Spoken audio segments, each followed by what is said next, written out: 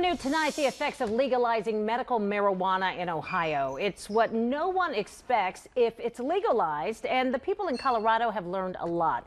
As Fox 28's Rob Wells reports, those on both sides of the debate talked about the lessons learned. Rob? Yolanda, Ohio Supreme Court Chief Justice Maureen served as moderator for tonight's discussion, and representatives from Colorado were also part of the forum. They shared how legalizing pot has changed the Centennial State.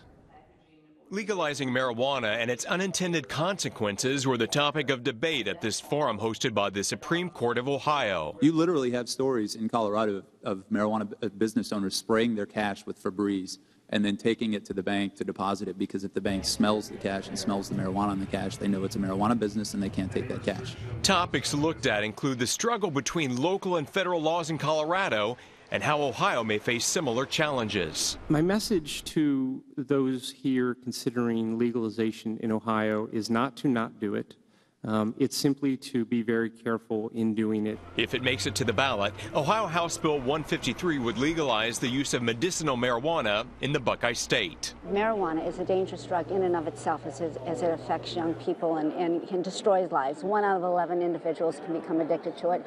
Young people, it's 1 out of 6. I tell my friends and my foes the same thing. I tell them marijuana legalization is going to happen.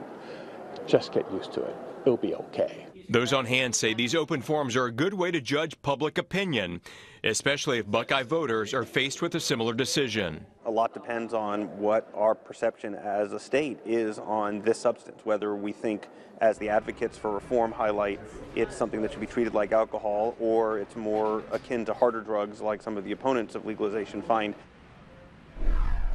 Meanwhile, several groups are now canvassing Ohio, gathering signatures to try and get House Bill 153 on the November ballot. Reporting live in the newsroom, Rob Wells, Fox 28 News.